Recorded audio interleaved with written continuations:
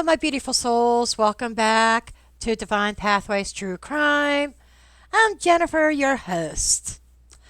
Not a tarot reading, not a tarot reading.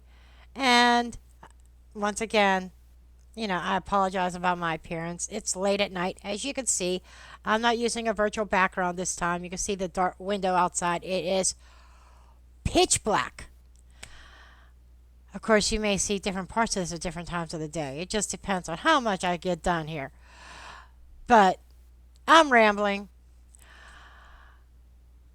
We are going to be diving deep into the latest developments in the disappearance of Sebastian Rogers.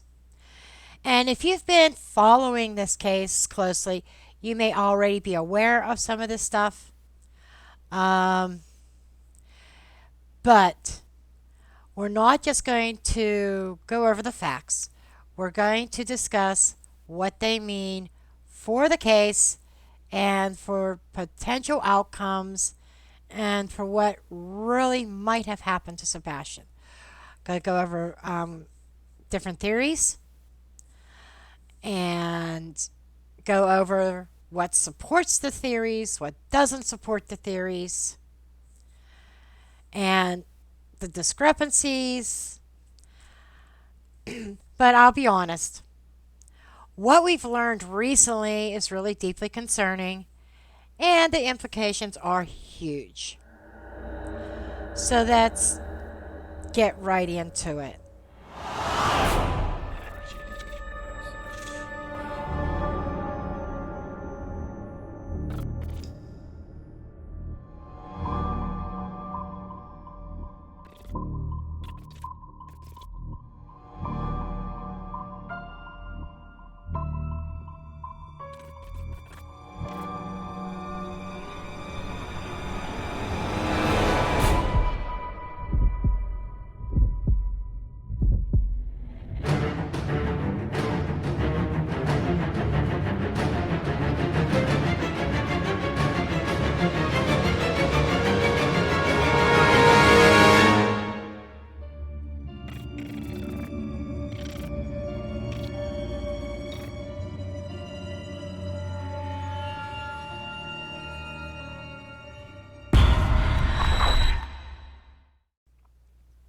So, for some of you who may be new to the case, let's just go real quick.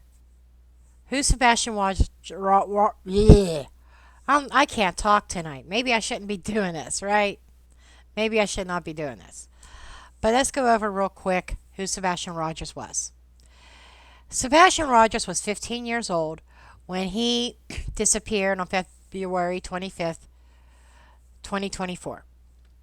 He disappeared from Hendersonville, Tennessee. Now he is currently 16 years old. But tragically, he hasn't been seen since that night.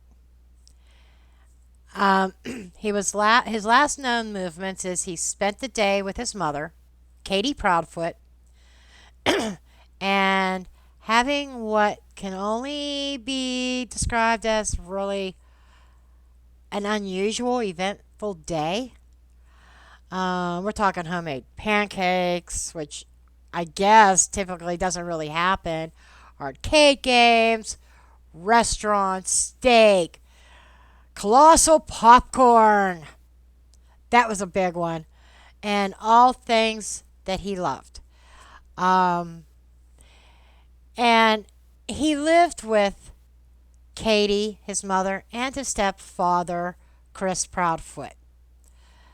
Now, we know that he was in the process of going to live with his father, Seth Rogers.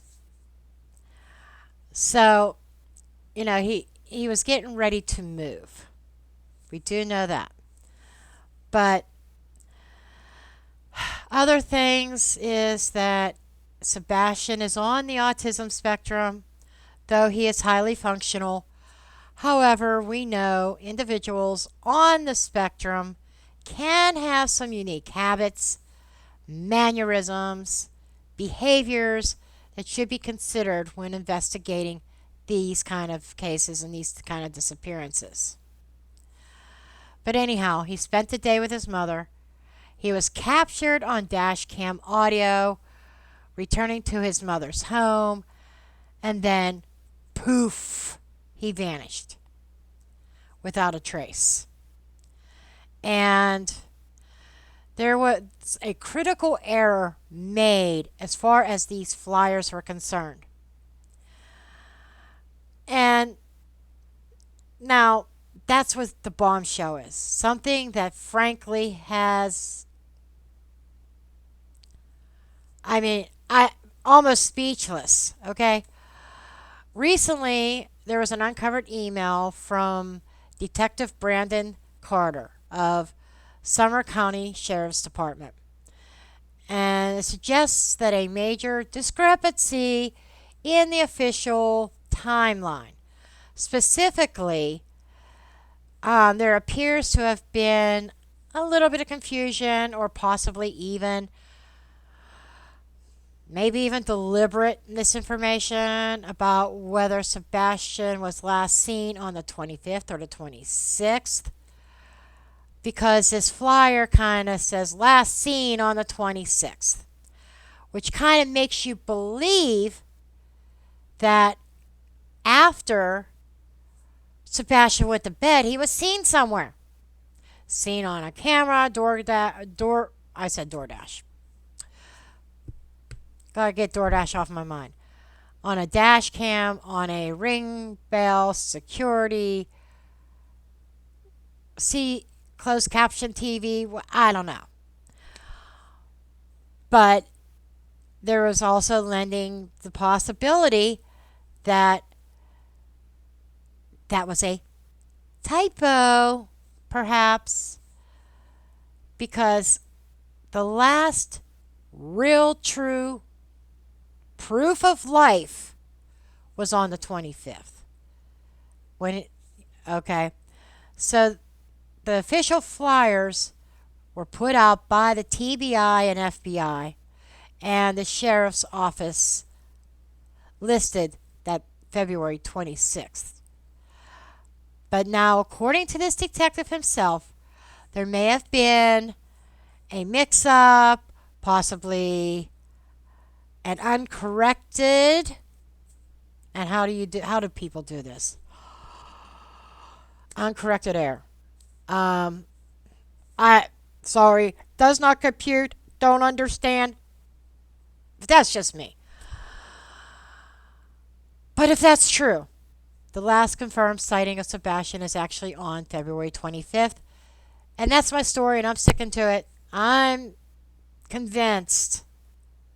I personally, just my unprofessional opinion, feel that he was last seen on February 25th. Okay? So, now kind of take a moment and let that sink in a little bit. Now, this isn't just a minor clerical error, in my opinion.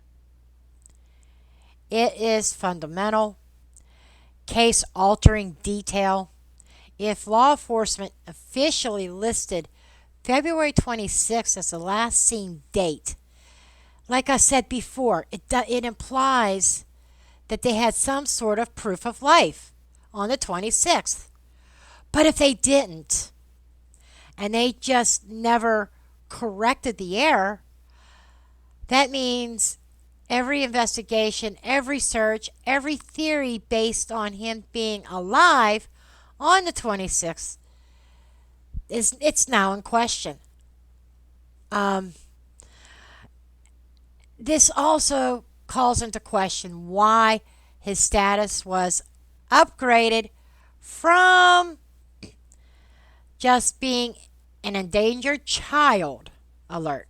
Now, endangered child basically means that they have some kind of disability, like autism, okay? They have a disability and they wandered off, or something happened, and maybe they can't take care of themselves or something like that. So they'll do until they have evidence otherwise, they may start with a endangered child. But in this case, it started out as an endangered child and it went to an Amber Alert. Now, what does an Amber Alert imply?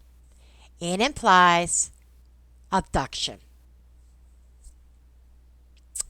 That's it, an abduction. And they have to have some kind of, I don't know if I want to say proof, but there has to be some kind of evidence or for some reason, a valid reason for upgrading it to an Amber Alert. And what new information led to this decision? That's another question. What information came out that they said, oh, this is no longer an endangered child. We have to put out an Amber Alert on this. We had to put out an Amber Alert on Sebastian. Something or some information led them to do that. And how does this mix-up impact that decision? Now, there are some theories. What could have happened to Sebastian? At this point, there really are only, in my opinion, 3 possible scenarios.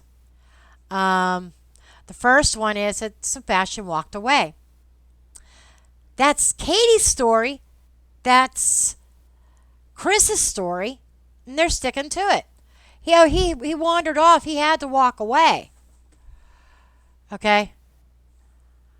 So could Sebastian have just walked away from the house that night?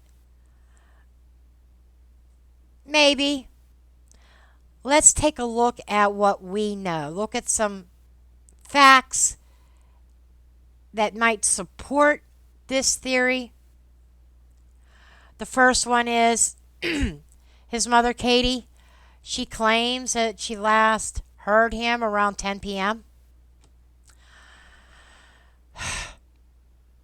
I don't want to jump ahead of myself, but I'll probably bring it up again later. She has 3 different stories as far as that is concerned. She kept elaborating. She last heard him at 10 p.m. It was like telling him to go to bed. Okay, mother. Da, da, da, da. Then it was he was making some noise, and she told him to go to bed. And then there was a thud. Are you okay, Sebastian? Yes, Ma. Love you, Ma. However that went. But that was kind of, she had 3 different versions of that, by the way. I know I'm jumping ahead of myself. I have a tendency to do that because something comes to my mind, and one thing after another, then I get off track. Like I am right now. I'm rambling. But that's the first thing. She heard him around 10 p.m. Then she says she went to bed around midnight and that Sebastian must have left between midnight and 6 a.m. I think that's where the 26th could possibly come into play. But it's her word against whatever. No proof. It's just her word, what she is saying. That he had to leave between midnight and 6 a.m.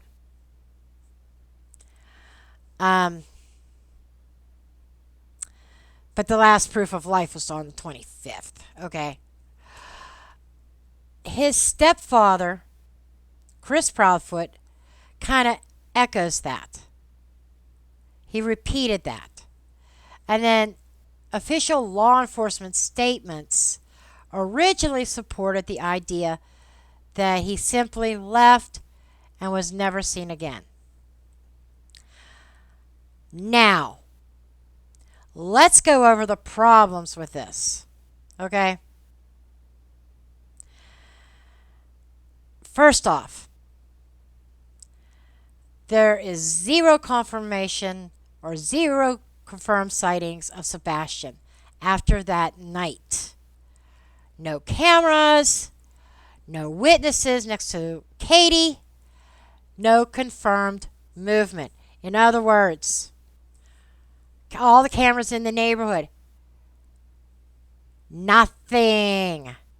Okay? Nothing. Never saw him leave the house. The flashlight video that was at 3 a.m., it looked a little bit suspicious. It was outside the home. Remember where they were trying to say that it was a garbage truck? It was not no freaking garbage truck. The way the lights were moving, it was not consistent with a garbage truck. It was consistent with flashlights, but not a garbage truck. Okay? And who was it that said it was a garbage truck?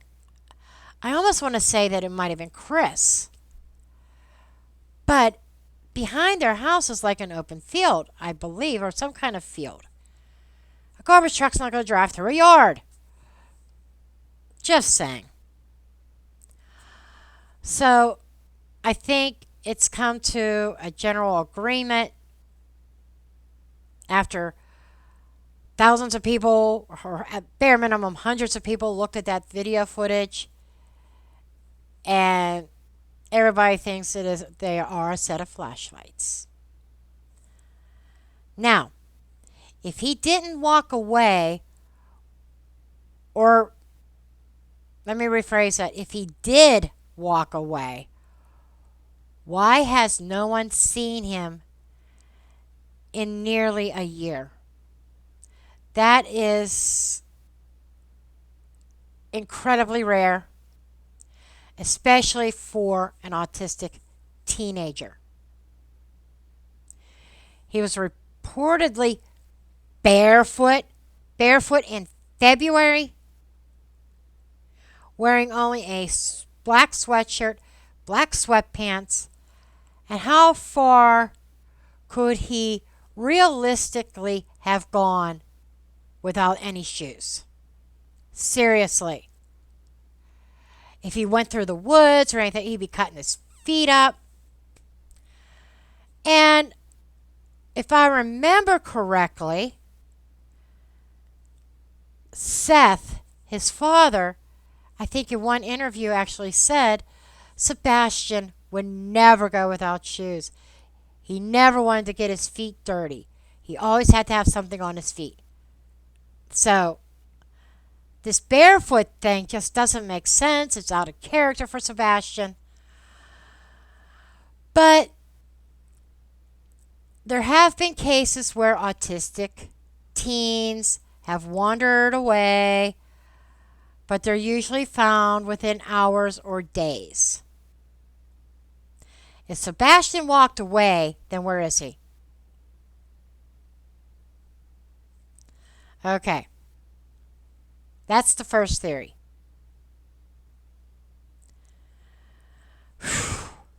Now, theory number 2. Abducted by a third party.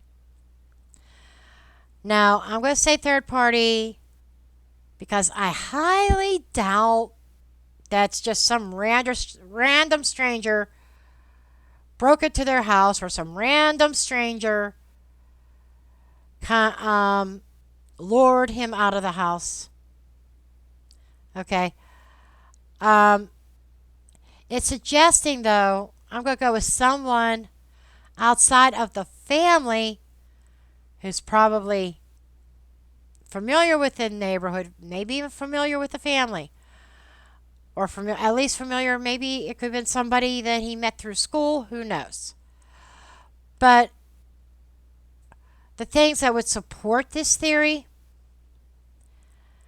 is that the case was escalated to an Amber Alert, and that strongly suggests law enforcement had reason to believe that Sebastian may have been abducted. The other thing was the flashlight video, which suggested some suspicious movement outside of the house at 3 a.m. And then there's no confirmed sightings again. Nothing after February 25th, which kind of indicates that if he did leave the house, someone may have picked him up or taken him. Okay, let me grab my drink over here.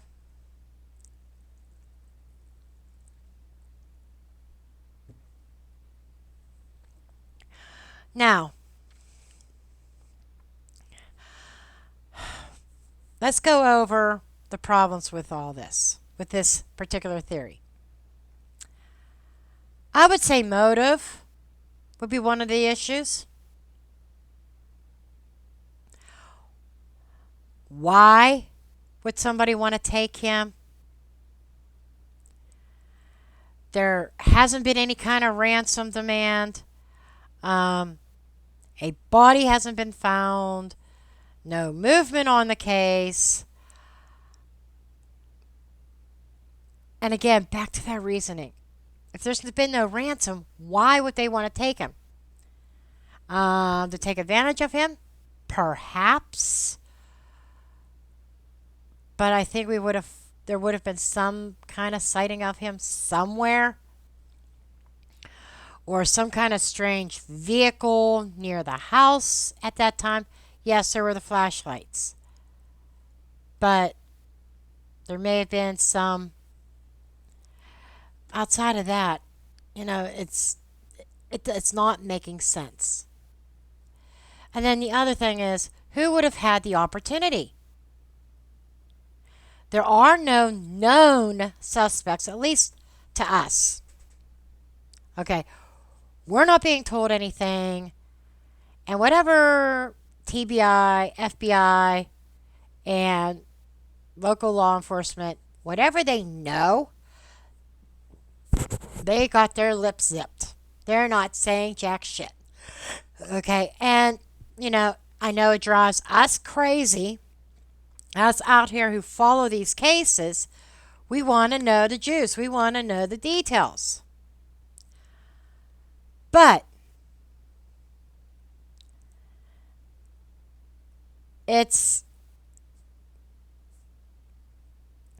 I understand. They have to be careful not to compromise the case. And if they're looking at somebody, they don't want to tip them off.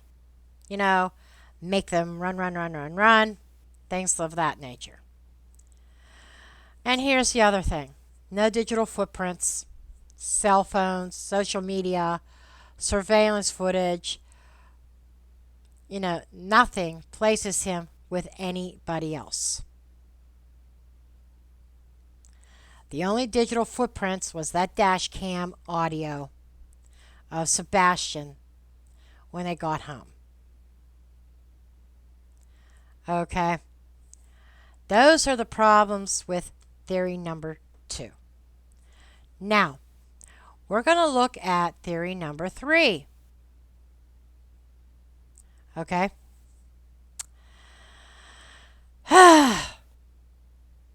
This is just a theory. Just a theory. And I think it's one that a lot of people share. That would be foul play inside the home. This is probably the most controversial theory, but given the circumstances, it has to be looked at. Okay? Supporting the theory is the landfill search. Law enforcement does not conduct landfill searches without probable cause. You know what's going through my mind? From 2 videos ago, that taking out the trash, yeah, that's going through my head. Maybe that video is not as old as what we think it was. Or that image, that it's already been in law enforcement's hands. Now, there's conflicting statements. This is what I was alluding to at the beginning of the video. about the timeline. That both Katie and Chris Proudfoot have changed different aspects of their stories, not once, not twice, but multiple times. It's like it snowballs and it keeps evolving and evolving and evolving. And what really makes me raise an eyebrow to that is, you know, when somebody, like, if somebody's truly innocent, they're not going to go out of their way to constantly add to their story to make their. It's almost like the Proudfoots are trying to make their story more and more and more believable instead of just sticking to what they originally said. This is what happened, you know, and sticking to it. They have to add little bits and pieces here. Oh, I forgot to add this. And add different details, almost too detailed, if you understand what I mean. And that's what they keep on doing, almost too detailed. And that there raises a red flag to me. Okay? So they have all these different stories, and sometimes they contradict each other. Yes, they've contradicted each other before. And even their own self. I think that might be part of the reason why Chris Proudfoot always seems to think he has to talk for Katie. She can't use her voice because, we might contradict something. You might get some detail of our story wrong and blow everything. Okay, I need to get off of this. I need to get off of this soapbox on this particular topic so I can keep on going. I think you probably already have a feeling what theory I lean more towards. But let's keep on going. The next thing is motive.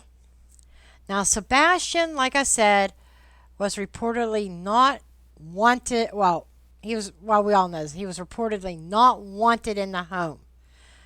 His stepfather, Chris, was actually trying to get full custody of his daughter, and allegedly did not want Sebastian around. And he's made statements about that, but he says, I'm not going to go into the reasoning why. I'm not going to go into it. But I just don't want Sebastian around my daughter. So that's where this custody thing came up of Seth getting custody of Sebastian. Okay? So going into all that, there's situations that, how do I put this delicately? I guess I got to learn to be delicate, don't I? Well, situations where there's a custody battle, even though it feels like it's applicable, there's an agreement. Seth was going with joint custody all the way to full custody because he already had joint custody with Katie.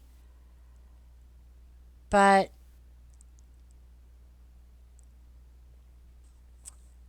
sometimes a parent gets so selfish, which that came up in the tarot reading that I just did this afternoon.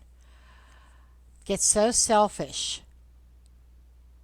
that they would rather see that child.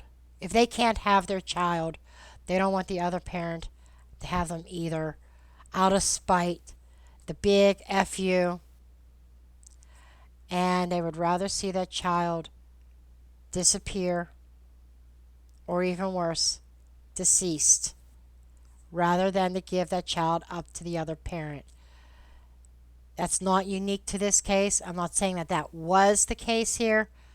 I'm just saying that's happened over and over again through history with different cases. So we can't discard that fact, that could have been a motive.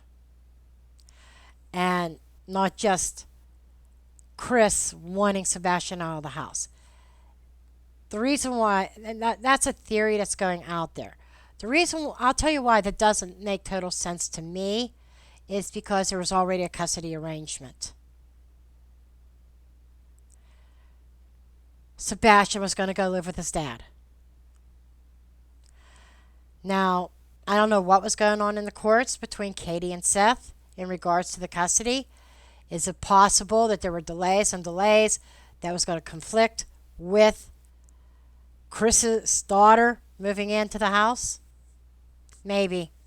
I don't know. I'm just, right there, that's just me speculating. It's not fact. Well, most of this is not fact. I'm just giving some theories here.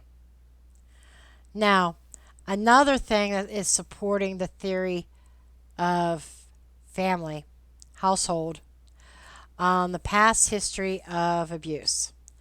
There are multiple reports that suggest that Sebastian was subjected to harsh discipline in the home, including belts. Okay? And from what I understand, or what I heard, is that, correct me if I'm wrong, somebody that might be from Tennessee or knows things about Tennessee. Isn't there a statute about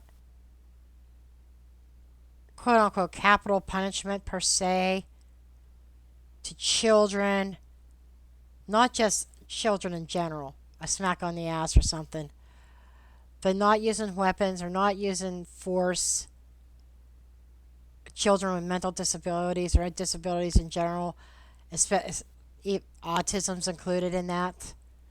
I think there's a law about that.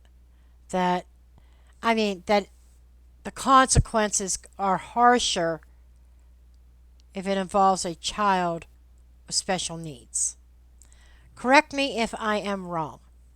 I might be, but I heard that somewhere. Okay? Now, let's go ahead and I want to go over some of the problems with the theory. Okay? That the first thing is that there's no direct evidence that has been found linking either parent, step parent to foul play at the latest reports. We don't know what the police know. The police can know a hell of a lot and be looking at the Proudfoots or be looking at somebody else, be looking at a third party, but that whatever they know, and I'm convinced they know something, but they're keeping it extremely, extremely close to their chest. And which is point number 2, law enforcement hasn't named any suspects. The most that they said is back in April, and they haven't said anything since April. Nothing from law enforcement since April 2024. That all that they said is there's no evidence of foul play, but nobody's cleared, nobody's off the table. So that is telling me that they say there's no foul play, there's no evidence, but they know a little something something. And that's why they're saying, like, nobody's cleared. Everything's on the table. Anything's possible. And that little thing about Chris Proudfoot. We've all been cleared. Liar, liar, pants on fire. That's what I got to say to him. But the last point of what might or be a problem with theory number 3 is that if something happened inside the home, how did they get him out per se without getting caught? I know I've heard some theories on that one too. That was there another vehicle in the car, in the garage or anything? I know her work van, I think, was in the driveway. Was there another vehicle? But no vehicle was seen on any dash cam or any ring cam in the neighborhood.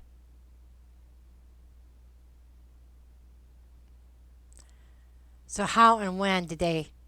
The only time that I could think that they could get him out was when somebody was taking out the trash. That's the only time I could think of. If you could think of another way that they could have snuck him out undetected by any cameras, please tell me. Please let me know. Because that's the only one I could think of. The only other one is when she allegedly got, like maybe go from the house, put him in her car, and then when 6 a.m. rolls around and she's going around the house and pretending to go in the neighborhood to call for him. Could he have been handed off at some point? The other thing was the flashlights at 3 a.m. Was that a handoff situation? I don't know. But I'm really trying to think if it happened in the home. How did they get him out undetected? So, which goes back to questioning that dash cam voice. Was it legit? Did that really happen at the house? Is there proof? Can they connect the dash cam footage to the house? I don't know. But so my final thoughts on this, like, where does this case stand? At this point, the likelihood of Sebastian simply wandering off and surviving is pretty unlikely. And especially for nearly a year, the chances of that are extremely, extremely low. Which that kind of leaves us with two more probable scenarios. He was abducted by somebody unknown or third party, or something happened to him inside the home by a family member.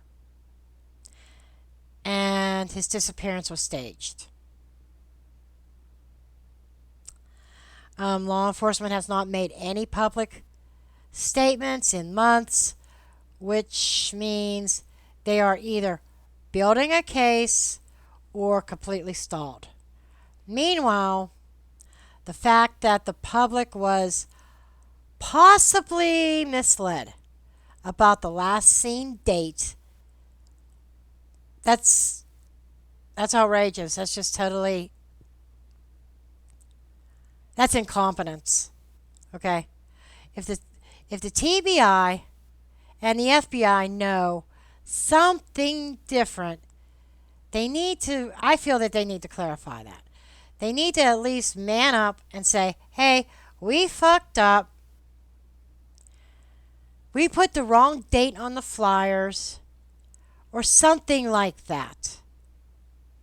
Because Sebastian deserves justice. The truth, whatever it may be, needs to come out. Now, I've done a lot of readings on this. And a lot of my readings have supported theory number 3. There's my camera. Theory 3. Most of my readings, almost all my readings on Sebastian, have supported number 3. There's been theories like maybe he never really made it back to the house. But I don't know. That dash cam audio puts a cork in that, unless that was a different male voice. Okay? which anything's possible, really. But in recent readings, even predictions that I put out there said that there was going to be a break in a case.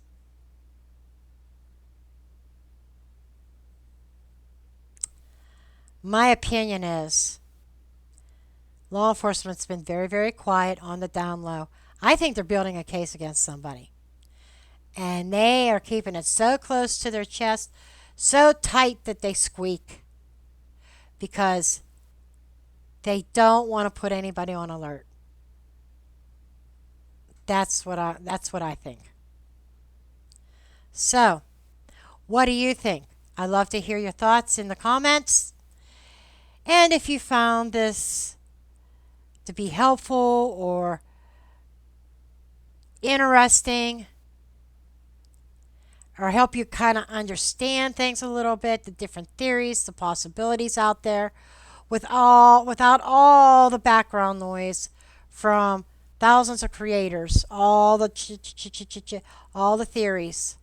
I tried to break this down into the raw, bare basics and take a deep dive into the basic information here. So, if you like the way I presented this, despite my pajamas, please do make sure you hit that thumbs up button. Like, share, subscribe. Let's keep the conversation going, and let's keep fighting for answers. Keep praying for Sebastian, praying that he's found one way or the other. We can hope that he's still alive. And I'm not the only person that feels this. I have felt that he wasn't from the very beginning. But we can be hopeful whether he's found alive or not. And if he's not, he still needs to come home so that he can be put to rest properly. So, that's all that I have on today. And I thank you for watching. Until next time, stay safe and keep on sleuthing.